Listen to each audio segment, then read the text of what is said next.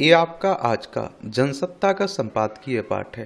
ये संपादकीय पाठ ए आर्टिकल एडिटोरियल आपको प्रारंभिक परीक्षा, मुख्य परीक्षा और इंटरव्यू हर जगह मदद पहुंचाते हैं। चाहे आप लोग सिविल सर्विस एग्जाम की तैयारी कर रहे हो या फिर किसी स्टेट पीसीएस एग्जाम की तैयारी कर रहे हो, तो इन्हें आप लोग जरूर पढ़ा करिएगा। स्वाभिमानी पुरुष कभी किसी के आश्रय पर नहीं जीवित रहते, बेसहारा अवश्य मानते हैं पर अपमानित कभी नहीं होना चाहते। यही उनकी विशेषता है, टॉरी ने कहा है। विकास का सपना और वैश्विक स्थितियां, या आप देखिए कई वर्षों से हम यह सुन रहे हैं कि भारतीय अर्थव्यवस्था ने अभूतपूर्व तरक्की की है और पिछले 10 वर्ष में देश 11 पायदान से 5वीं आर्थिक महाशक्ति बनने की हद तक पहुंच गया है और 2047 तक हम लोग विकसित भारत बनने की बात भी कर रहे हैं। और तरक्की का कारोबार रुका नहीं है। वर्ष 2026-27 तक भारत की दुनिया की तीसरी आर्थिक शक्ति बन जाने की उम्मीद है। 2047 में अपनी आज़ादी का शतकीय महोत्सव मनाते हुए भारत विकसित राष्ट्र बन जाएगा, ऐसी आशाजनक खबरें आती रहती हैं। मौजूदा सरकार देश की अर्थव्यवस्था को शिखर पर पहुंचाना चाहती है और इसके लिए वो अपने देश की मौद्रिक और निवेश नीति में एक संतुलन पैदा कर रही है। यह भी कहा जा रहा है कि पूरी दुनिया के देशों, जिनमें अमेरिका, चीन और रूस भी शामिल हैं, के मुकाबले हमारी आर्थिक विकास दर कम है। वर्ष की पहली 2-3 तिमाहियों में हमारी वृद्धि दर घटकर नकारात्मक संकेत दे रही है। कहा तो 7% से ऊपर रहने के सपने थे और आर्थिक जानकारों का कहना है कि भारत को अगर तय समय में विकसित बनना है तो उसे कम से कम 7.8% विकास दर हासिल करनी चाहिए। यह विकास दर अभी दिया स्वप्न लगती है। इस समय विकास दर 6.2% है। पिछली तिमाही में इससे भी कम थी और इसलिए भारत को यह संदेश दिया जा रहा है कि अपनी विकास दर बढ़ाए और किसी उद्योग का समावेशी विकास करे और दुनिया भर में अपने व्यापार आर्थिक समझौते बढ़ाए। मगर अभी जो आंकड़े हमारे सामने आ रहे हैं यह बताते हैं कि द्रुत गति से तरक्की करने की घोषणाओं के बावजूद भारत अचानक आर्थिक गिरावट की राह पर चल निकला है। कई देशों में आर्थिक वृद्धि दर ने खराब प्रदर्शन किया है। विश्व बैंक कहता है कि भारत को अगर 2047 तक विकसित राष्ट्र बनना है या उच्च आय वाले देशों में शामिल होना है तो हमारे देश की विकास दर 7.8% हो और जिसके हम इस समय करीब भी नहीं है। विश्व बैंक की बात करें तो अंतर्राष्ट्रीय वित्तीय संस्थान है। वर्ल्ड बैंक की बात हो रही है।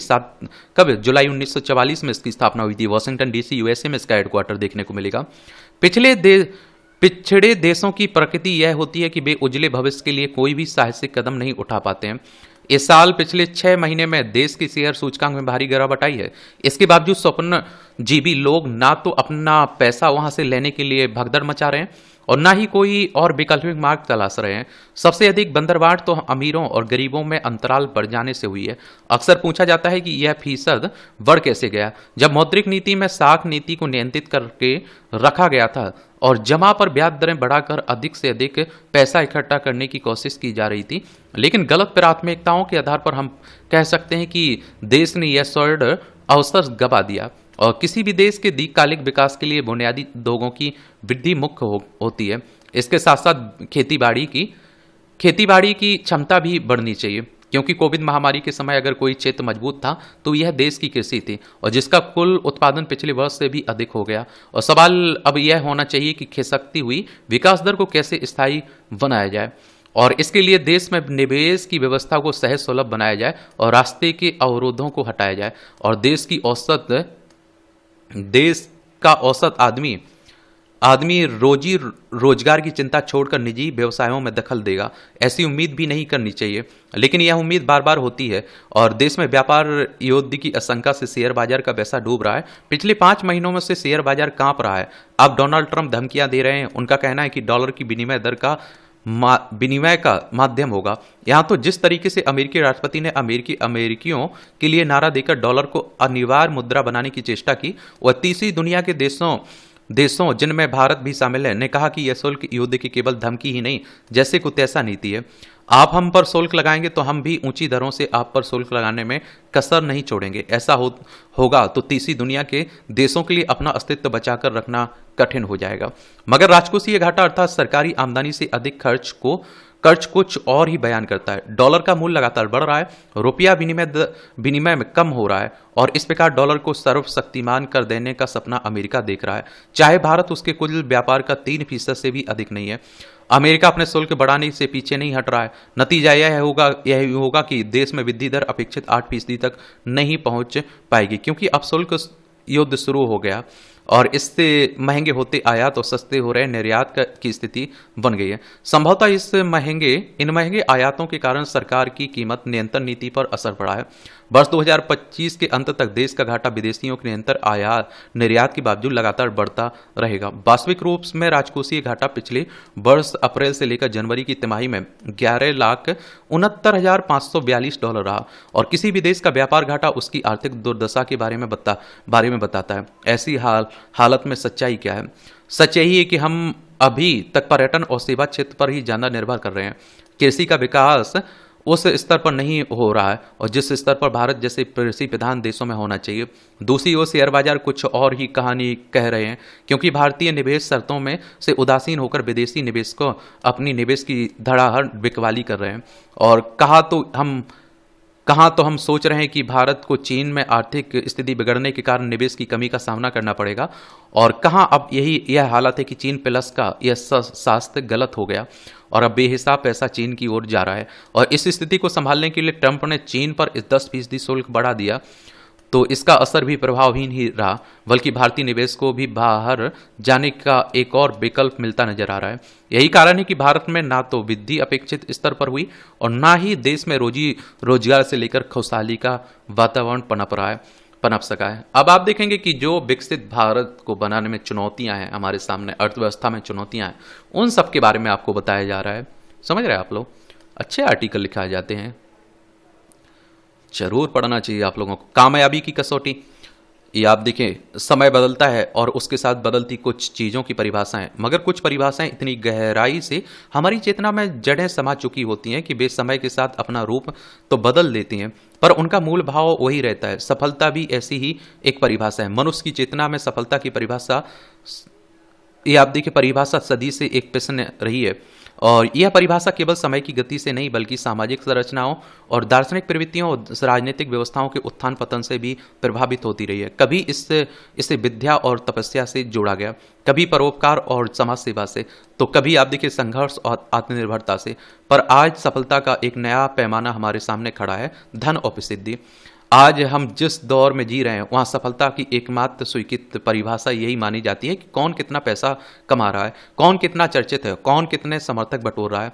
क्या यह बदलाव स्वाभाविक है? क्या इसे सामाजिक प्रगति की संज्ञा दी जा सकती है? सबसे महत्वपूर्ण प्रश्न यह है कि क्या यह नया पैमाना हमें संतोष, सुख और सार्थकता की ओर ले जा रहा है या फिर महज एक अंतहीन दौड़ में धकेल रहा है। यह बदलाव आकस्मिक नहीं है। किसी भी सभ्यता की विकास यात्रा में मूल परिवर्तन अनिवार्य होते हैं, पर यह मूल्य परिवर्तन किसी दार्शनिक आत्मसंघर्ष से निकले हों यह जरूरी नहीं है। कई बार वे केवल बाहरी प्रभाव, वैश्विक प्रवृत्तियों और बाजार की शक्तियों द्वारा भी गढ़े जाते हैं। सवाल यह नहीं है कि सफलता का पैमाना बदल रहा है, बल्कि यह है कि यह बदलाव हमें कहाँ ले जा रहा है। दरअसल सफलता की परिभाषा को तत्कालिक मानकों से नहीं बल्कि उनके असर से देखा जाना चाहिए। सफलता अगर केवल भौतिक उपलब्धियों पर निर्भर हो तो वह आखिर मनुष्य को पीस डालती है, मगर आज का समाज इस पिसे जाने या पिसने को ही सफलता का पर्याय बना चुका है। उपभोक्तावाद और स्पर्धा ने सफलता की अवधारणा को ब्रांड से जोड़ दिया। पूंजीवाद और उपभोक्तावाद ने सफलता की व्याख्या को बाजार की भाषा में ढाल दिया। अगर किसी के पास महंगी गाड़ी, नामी कंपनी के कपड़े और आलीशान मकान है तो समाज उसे सफल मान लेगा।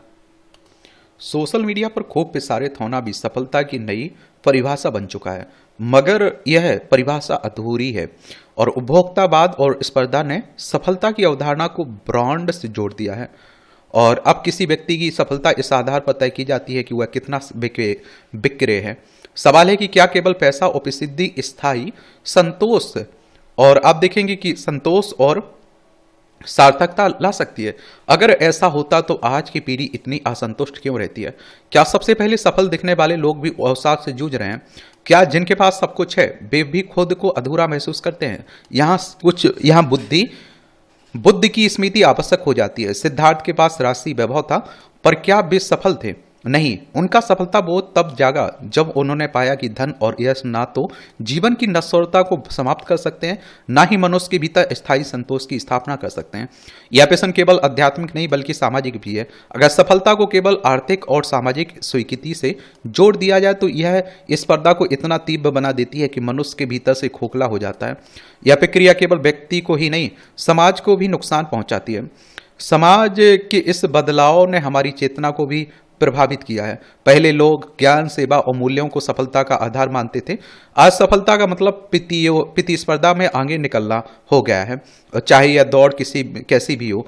एक समय था कि जब आप देखिए विद्या ददाति विनयम कहकर ज्ञान को सफलता की कुंजी माना जाता था, और आज सोशल मीडिया पर सुर्खियों में होना भी सफलता बन चुका है। और इस नए पैमाने के कारण दो चीजें हो रही हैं। पहली आप देखिए, लोग अपनी मूल्यों से समझौता करने को तैयार हो गए हैं क्योंकि उन्हें सिर्फ विजेता बनना है। दूसरी, सफलता का यह नया प्रारूप अस्थिर और असंतोषजनक है क्योंकि इसमें बाहरी मान्यता पर ही पूरा दरोमदार है। दरअसल धन और प्रसिद्धि साधन है, सफलता का अंतिम लक्ष्य नहीं है। समस्या तब होती है जब इन्हीं की सफलता का एकमात्र पैमाना मान लिया जाता है। डॉक्टर, शिक्षक, वैज्ञानिक, कलाकार, इनकी सफलता का मापदंड क्या वही हो सकता है जो एक कारोबारी या फिल्म अभिनेता का होता है।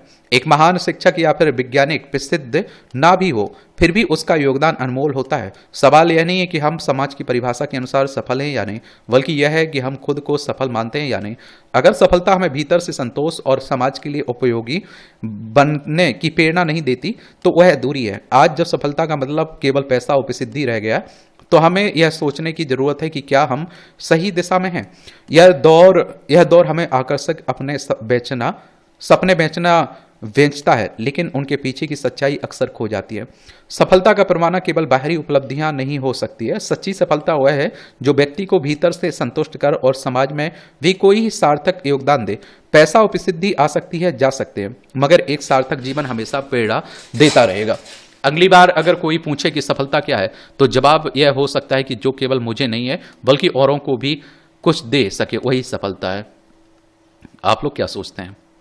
आप लोग अपनी राय दिया करिएगा। प्रीलिम्स आपको देना है, मुख्य परीक्षा आप लिखेंगे, समझ रहे हैं, इंटरव्यू आप देंगे।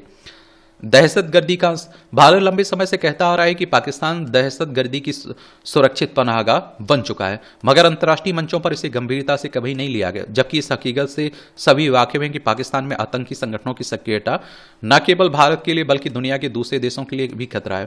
अब तो पाकिस्तान को भी इसका खामियाजा भुगतना पड़ रहा है। अतीत में चीन जैसे कुछ देश पाकिस्तान की आतंकवादियों को सह देने की नीति को नजरअंदाज करते रहे। आतंकवाद के मसले पर चीन कई बार संयुक्त राष्ट्र में अपने विशेष अधिकारों का उपयोग कर पाकिस्तान को बचा चुका है। अब वैश्विक आतंकवाद सूचकांक के ताजा आंकड़ों से यह तथ्य उजागर हुआ कि पाकिस्तान को अपने किए का खामियाजा भुगतना पड़ रहा है। अब दुनिया का सबसे अधिक आतंकवाद प्रभावित देश बन गया है। वहां आप देखिए दहशतगर्दी लगातार बढ़ती जा रही है। पिछले वर्ष पाकिस्तान में आतंकी हमलों में होने वाली मौतों में 45% की बढ़ोतरी दर्ज की गई है, और इसी तरह वहां हुए आतंकी हमलों की संख्या भी वर्ष 2023 के 517 की तुलना में 2024 में बढ़कर 1099 हो गई है। पाकिस्तान लंबे समय से आप देखिए दावा करता रहा है कि प्रतिबंधित तहरीके तालिबान पाकिस्तान जैसे आतंकी संगठन अफगानिस्तान की जमीन का इस्तेमाल कर रहे हैं, और इन हालातों में भी भारत के खिलाफ अपनी करतूतों से पाकिस्तान बाज नहीं आ रहा है। वह भारत के खिलाफ दहशतगर्दी का इस्तेमाल हथियार की तरह किए जा रहे हैं, और जो गतिविधियां वह भारत के खिलाफ चलाता है उसमें वहां की सेना और खुफिया एजेंसी ISI तक शरीक दिखी जाती है। वैसे ही वह अपने बलूचिस्तान क्षेत्र में चल रही गतिविधियों से त्रस्त है। पिछले हफ्ते बलूचिस्तान क्षेत्र में सक्रिय सभी विद्रोही गुटों ने हाथ मिला लिया और उन्होंने पाकिस्तान चीन के खिलाफ युद्ध छेड़ने का ऐलान कर दिया। बलूचिस्तान क्षेत्र में चल रही चीन की विकास परियोजनाओं का विरोध भी लंबे समय से करते आ रहे हैं, मगर पाकिस्तान सरकार और सेना उन्हें हथियार के बल पर दबाने का प्रयास करती रही। इसका नतीजा यह हुआ कि वहां आतंकी गतिविधियां काफी जोर पकड़ चुकी। उन हमलों में कई चीनी नागरिक भी मारे जा चुके हैं, पर पाकिस्तान ने दहशतगर्दी के खिलाफ कोई मुकम्मल नीति नहीं बनाई। जब से अफगानिस्तान में तालिबान का शासन हुआ, पाकिस्तान के खिलाफ आतंकी गतिविधियां चलाने वाले संगठनों को वहां से पनाह और इमदाद मिलने लगी है। इससे पाकिस्तान की मुश्किलें और बढ़ गई हैं। एक बार आप लोग पाकिस्तान को देख लीजिए, ये आप देखिए लद्दाख, जम्मू कश्मीर, पंजाब, राजस्थान, गुजरात, 5 राज्यों की सीमा लगती है। संयुक्त राष्ट्र की बात करें तो यूनाइटेड नेशंस की बात हो रही है, 24 अक्टूबर 1945 में स्थापना हुई थी। न्यूयॉर्क यूएसए में इसका हेडक्वार्टर देखने को मिलेगा। पाकिस्तान लंबे समय से समस्याओं से पार पाने की जहद कर रहा है। वहाँ महंगाई चरम पर है, अर्थव्यवस्था चौपट हो चुकी है, शिक्षा व्यवस्था ध्वस्त है। हालात यह है कि कई बार वहाँ के लोग आटे दाल के लिए संघर्ष पर उतर आए हैं।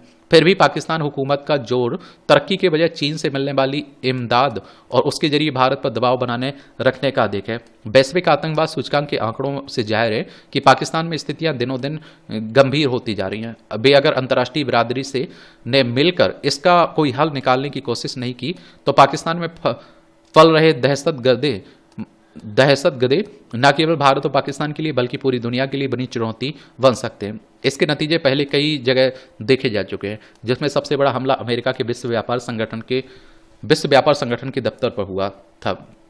WTO की बात हो रही है, वर्ल्ड ट्रेड ऑर्गेनाइजेशन की। जेनेवा स्विट्जरलैंड में इसका हेडक्वार्टर आपको देखने को मिल जाएगा। 1 जनवरी 1995 में इसकी स्थापना हुई थी। मोटापे का मर्ज, और मोटापा आप देखते हैं कि अधिकतर लोगों में देखा जा रहा है, बहुत फैल रहा है तेजी से। और आपको मालूम होना चाहिए एक और बात कि मोटापे से क्या हो रहा है, बीमारियां भी बहुत हो रही है। भारत में जिस तरह से लोगों की जीवन शैली बदली, उसके दुष्परिणाम अब सामने आने लगे। मोटापा उनमें से एक है। इस समस्या ने बड़ी संख्या में लोगों को अपनी चपेट में ले लिया और शहरों में रहने वाली 1/3 आबादी मोटापे की शिकार है। इसे अब महज वजन बढ़ने के रूप में नहीं लिया जा सकता है। मोटापे की वजह से जिस तरह हृदय रोग, उच्च रक्तचाप, मधुमेह जैसी बीमारियां बढ़ रही हैं, वह चिंता का विषय है और इसने कैंसर के जोखिम तक को बढ़ा दिया। आंकड़े बताते हैं कि पिछले 2 दशकों में भारत में मोटापे की दर लगभग दोगुनी हो गई है। यह किस कदर जानलेवा हो सकता है, इसे लेकर प्रधानमंत्री ने जो चिंता जताई उसे गंभीरता से लेने की जरूरत है। उन्होंने देश के नागरिकों को आगाह किया कि वर्ष 2050 तक 44 करोड़ से अधिक भारतीय मोटापे से ग्रस्त हो जाएंगे। निसंदेह यह आंकड़ा डरावना है। तस्वीर का दूसरा पहलू यह भी है कि अब बच्चे भी मोटापे का शिकार हो रहे हैं। विश्व स्वास्थ्य संगठन की एक रिपोर्ट के मुताबिक बचपन और किशोरावस्था में मोटापा भविष्य में उनके जीवन को गुणवत्ता और जीवन प्रत्याशा को कमजोर कर देता है। और यह कितना बड़ा संकट है, इसे इस तथ्य से समझा जा सकता है कि आने वाले समय में हर परिवार में कोई एक मोटापे से ग्रस्त होता है। ऐसी स्थिति को टालने के लिए ही प्रधानमंत्री नागरिकों को जागरूक करना चाहते हैं। आज आप देखिए मोटापे की वजह से न केवल युवा बल्कि सभी उम्र के लोग इसकी चपेट में आ रहे हैं। तो इसके मूल कारणों को समझने और सजग होने की जरूरत है। हम अपनी कुछ आदतें बदल लें तो खुद को मोटापे से बचा सकते हैं। दरअसल तेलीय, डिब्बाबंद और भोजन तथा शारीरिक गतिविधियां कम होने से देश में मोटापे की समस्या पुरुषों और महिलाओं में समान रूप से बढ़ी है। जाहिर है कि अब यह समस्या व्यक्तिगत नहीं रह गई। भविष्य में मोटापे के शिकार होने वालों की इतनी बड़ी संख्या को देखते हुए समाज और पूरे देश के लिए विचारणीय सवाल है कि हम इस समस्या से कैसे बाहर निकलेंगे। अब आपका कोई सवाल हो, मेरे लिए सुझाव हो तो बता सकते हैं। इन आर्टिकल को कहीं परेशानी हुआ करे तो बता दिया करिएगा, ठीक है। ये तैमूर राणा के प्रत्यर्पण का मामला, अमेरिका को फैसला लेने में समय क्यों लगा आखिर? और आप सभी को मालूम होगा कि अमेरिका में छिपा बैठा हुआ था ना, मुंबई आतंकी हमले का मास्टरमाइंड माना जाता है इसे, तो उसी को लेकर बातें हो रही है। तो चलिए इसे भी देख लेते हैं हम लोग। कई हमारे देश में अपराध करते हैं और दूसरे देशों में जाकर बैठ जाते हैं। अमेरिकी सुप्रीम कोर्ट की जज एलेना कागन ने 6 मार्च को लश्कर-ए-तैयबा के आतंकी तैमूर राणा को भारत प्रत्यार्पित किए जाने पर रोक लगाने की याचिका खारिज कर दी। मुंबई 26/11 हमले के आरोपी ने अब अमेरिकी मुख्य न्यायाधीश जॉन रॉबर्ट्स के समक्ष एक और स्थगन आवेदन कर दिया। वो भारत नहीं आना चाह रहा है। अमेरिकी राष्ट्रपति डोनाल्ड ट्रंप ने 14 फरवरी को घोषणा की थी कि उनके प्रशासन ने राणा के भारत प्रत्यार्पण को मंजूरी दे दी और उन्होंने उसे दुनिया के सबसे बुरे लोगों में से एक और साजिशकर्ता में से एक और भयानक मुंबई आतंकी हमले से जुड़ा हुआ बताया।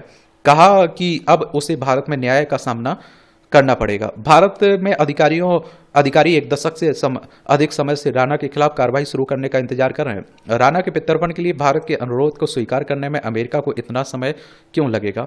64 वर्षीय राणा का भारत में क्यों इंतजार हो रहा है? तैमूर हुसैन राणा पाकिस्तान सेना का पूर्व चिकित्सक है। वह 1990 के दशक में कनाडा चला गया और वहां की नागरिकता ले ली। बाद में वह शिकागो चला गया और फर्स्ट वर्ल्ड इमिग्रेशन सर्विस नाम से एक सलाहकार कंपनी की स्थापना की। उसकी एक शाखा उसे मुंबई में खोली। वर्ष 2000 आप देखते हैं कि 2011 में शिकागो में अमेरिकी जिला न्यायालय ने राणा को 2005 से 2009 के बीच 26/11 हमलों के पीछे आतंकवादी संगठन लश्कर तैयबा को साजिश रचने और एक डेनिश अखबार के कर्मचारी की हत्या की योजना का समर्थन करने का दोषी ठहराया। उसके साथ षड्यंत्रकारी डेविड हेडली, जिसे लश्कर और मुंबई हमलों में शामिल होने के लिए एक अमेरिकी संघीय अदालत ने 35 साल की सजा सुनाई, ने दावा किया कि वह 2006 में शिकागो गया और जहां राणा ने उसे एक व्यावसायिक वीजा दिलाने में मदद की। हेडली ने अमेरिकी अभियोजकों को बताया था कि उसने राणा को लश्कर तैयबा द्वारा उसे सौंपे गए मिशन के बारे में सूचित किया था। लेकिन 2016 में बंबई के एक सत्र न्यायालय में दिए गए अपने बयान में उसने कहा था कि राणा की नवंबर 2008 में हमले किए जाने से कुछ महीने पहले ही साजिश के बारे में सबूत सूचित किया गया था। हालांकि हेडली ने अमेरिका में अभियोजकों के इस फैसले को 15 अगस्त 2024 को 9वें सर्किट के लिए अमेरिकी अपील न्यायालय द्वारा फिर 21 जनवरी 2025 को सुप्रीम कोर्ट द्वारा बरकरार रखा गया। राणा ने प्रत्यर्पण को चुनौती देते हुए दूसरी याचिका दायर की और इस बीच इस पर रोक लगाने का अनुरोध किया। उसने तर्क दिया कि उसे भारत में यातना का खतरा और प्रत्यर्पण से यातना के खिलाफ संयुक्त राष्ट्र संधि का उल्लंघन होगा, जिस पर अमेरिका ने हस्ताक्षर किए। हालांकि अमेरिकी न्यायालय ने 19 फरवरी को रोक आवेदन को खारिज कर दिया। 6 मार्च को न्यायमूर्ति कंगन द्वारा याचिका खारिज किए जाने के बाद राणा का भाग्य अब मुख्य न्यायाधीश जॉन रॉबर्ट्स के हाथों में है। 2011 में एनआईए ने मुंबई हमलों की अपनी जांच पूरी की और राणा, हेडली और 7 अन्य के खिलाफ आरोप पत्र दायर किए थे। और देखिए, नेशनल इन्वेस्टिगेशन की बात हो रही है एनआईए की, ये भी याद रखिए। ये आप देखिए, अमेरिका पहले नहीं था राजी से। अमेरिका ने शुरू में राणा और हेडली के प्रत्यर्पण के भारत के अनुरोध को स्वीकार नहीं किया था। अमेरिकी अधिकारियों ने कहा था कि राणा को पहले अमेरिका में अपनी सजा काटनी होगी। दूसरी ओर हेडली ने 35 साल की सजा कम करने और भारत को प्रत्यर्पण करने से सुरक्षा के लिए अमेरिकी सरकार के साथ एक समझौता किया। 2020 में चीजें बदल गई जब कोविड-19 के सकारात्मक परीक्षण के बाद कैलिफोर्निया के टर्मिनल आइलैंड जेल से स्वास्थ्य कारणों से राणा को जल्दी रिहाई मिल गई। राणा की सजा के समापन के करीब आने पर भारत सरकार ने अपने प्रत्यर्पण अनुरोध को पुनर्जीवित किया। राणा को फिर से गिरफ्तारी का अनुरोध किया। इसके बाद जून 2020 में उसे लॉस एंजल्स से गिरफ्तार किया गया था। अदालत में दाव 5 तब अमेरिकी राष्ट्रपति जो बाइडेन के नेतृत्व वाली अमेरिकी सरकार प्रत्यर्पण अनुरोध के समर्थन में सामने आई और प्रत्यर्पण मामले की सुनवाई लॉस एंजल्स में अमेरिका जिला न्यायालय की न्यायाधीश जैकलीन चोलजियान ने की थी और अमेरिकी अटॉर्नी कार्यालय ने तर्क दिया कि राणा प्रत्यर्पण के सभी मानदंडों को पूरा करता है। दूसरी ओर राणा ने तर्क दिया कि उसे पहले ही मुंबई हमले से संबंधित अपराधों में बरी कर दिया गया। वह अमेरिका और भारत के बीच प्रत्यर्पण संधि के अनुच्छेद 6 द्वारा संरक्षित है। अनुच्छेद में कहा गया कि यह प्रत्यर्पण तब नहीं किया जाएगा जब तक वांछित व्यक्ति को अनुरोध प्राप्तकर्ता राज्य में उस अपराध के लिए दोषी ठहराया गया या दोष सिद्धि कर दिया गया हो जिसके लिए प्रत्यर्पण अपेक्षित है। जिला न्यायाधीश ने 16 मई 2023 को प्रत्यर्पण अनुरोध को मंजूरी दे दी। फैसला सुनाया कि अनुच्छेद 6 में अपराध शब्द अपराध की परिभाषा को संदर्भित करता है। आरोपित भारतीय अपराधों में इलिनॉइस के उत्तरी जिले में न्याय निर्णय के किए गए अपराधों से अलग तत्व शामिल है। तो उसी की बातें हो रही हैं। अब आएगा ना भारत। ये आप देखिए, अगोहा में 30 चरण के पुरातात्विक सर्वेक्षण की ये कवायद, ये क्या मामला है पूरा, इसे भी देख लेते हैं।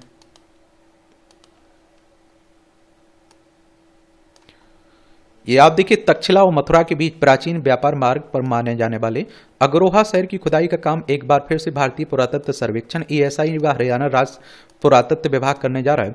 ईएसआई की बात करें तो भारतीय पुरातत्व सर्वेक्षण की बात हो रही है। 1861 में इसकी स्थापना हुई थी।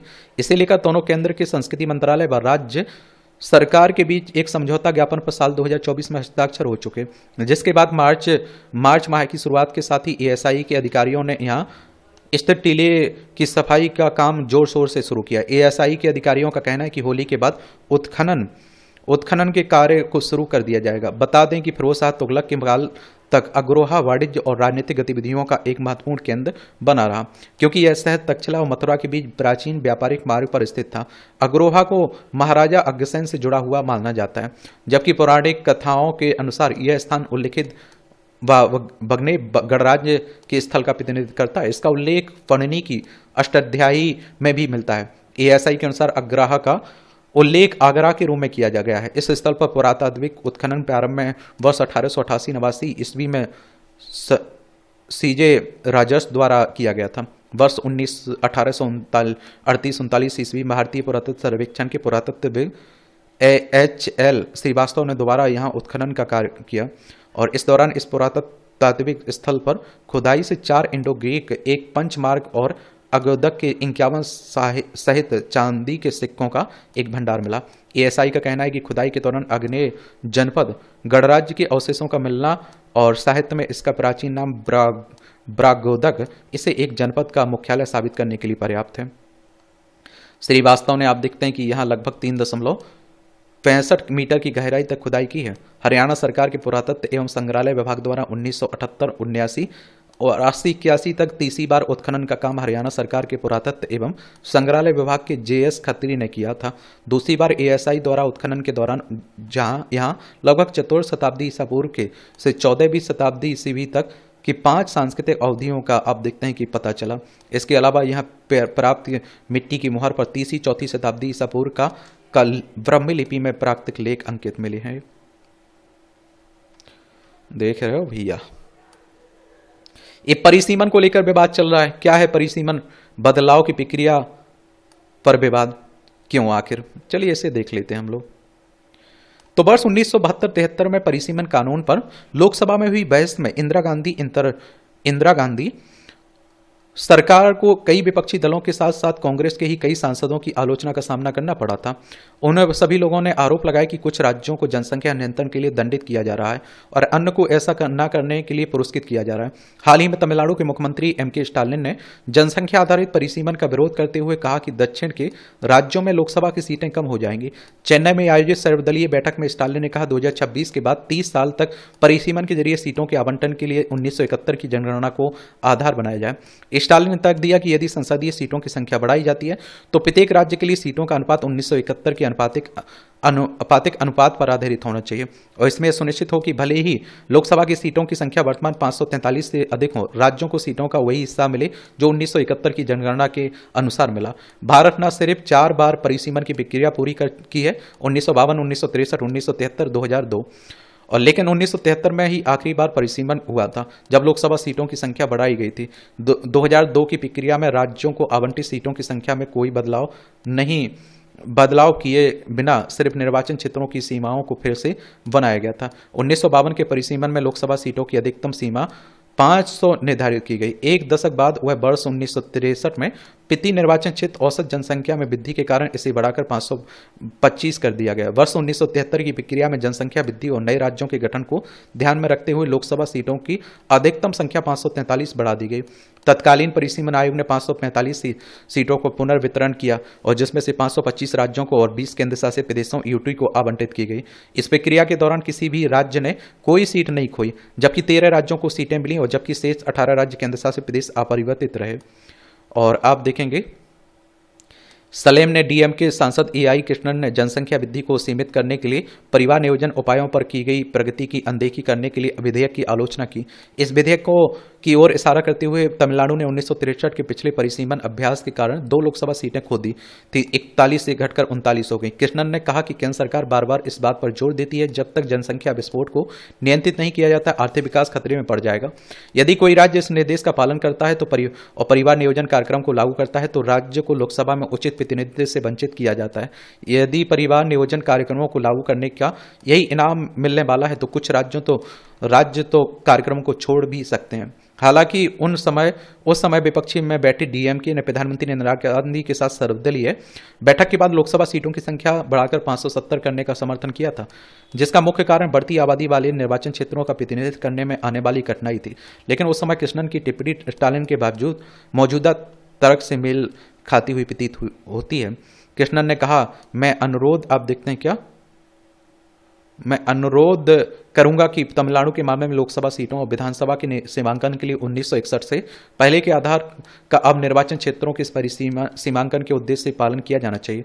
दरअसल कृष्णन ने मांग की थी कि 1951 की जनगणना के आधार पर किए गए परिसीमन के अनुपात को अगले परिसीमन अभ्यास में बनाए गए रखा जाए और इसी तरह स्टालिन अब 1971 की जनगणना के आधार पर तर्क दे रहे हैं जिसमें तमिलनाडु को 39 सीटें दी गई और जिसे भविष्य में सीटों के किसी भी पुनर्वितरण के आधार पर के रूप में बनाए रखा जाना चाहिए। भले ही लोकसभा की अधिकतम संख्या बढ़ा दी जाए, लेकिन 1972 की लोकसभा लोकसभा का बहस के दौरान कई सदस्यों ने लोकसभा सीटों की संख्या बढ़ाने का खुलकर विरोध किया था। पश्चिम बंगाल के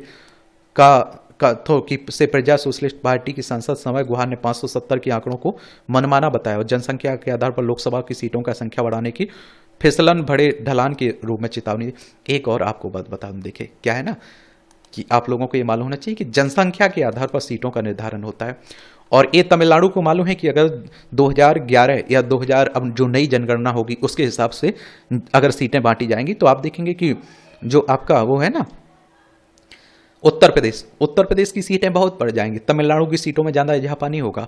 तो वो कह रहा है कि भैया जो आप कह रहे हैं कि जनसंख्या नियंत्रण करिए, आप हमें इनाम नहीं दे रहे हैं, हमें सजा दे रहे हैं, और जो जनसंख्या बढ़ा रहे हैं उन्हें इनाम दे रहे हैं। 1973 में सबसे ज़्यादा लाभ मध्य प्रदेश महाराष्ट्र को हुआ था। 1973 में सबसे ज़्यादा फायदा मध्य प्रदेश महाराष्ट्र को हुआ, जिनमें प्रत्येक को 3 अतिरिक्त सीटें मिली।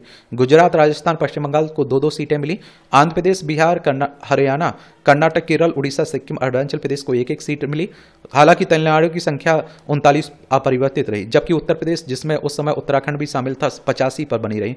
लेकिन यह परिवर्तन तत्कालीन इंदिरा गांधी की नेतृत्व वाली कांग्रेस सरकार के तहत परिसीमन अधिनियम 1972 संविधान के 31वें संशोधन अधिनियम 1973 के पारित होने के दौरान संसद में गहन बहस के बाद हुए थे, जिसमें अधिकतम लोकसभा सीटों की सीमा बढ़ा दी गई। दिसंबर 1972 में तत्कालीन विधि एवं न्याय राज्य मंत्री नीति राज सिंह चौधरी ने सत्तारूढ़ और विपक्षी दोनों वर्गों के सांसदों की आलोचना के बीच लोकसभा में परिसीमन विधेयक पेश किया था। चलिए आप लोग बताइए क्या करना है, हो गया। इस तरह से आप देखेंगे आज के जो संपादकीय पाठ है उसकी कहानी कवर होती है। आप लोग पढ़ते रहिए, एंजॉय करते रहिए। आपका कोई सवाल हो मेरे लिए, सुझाव हो तो बता सकते हैं। धन्यवाद।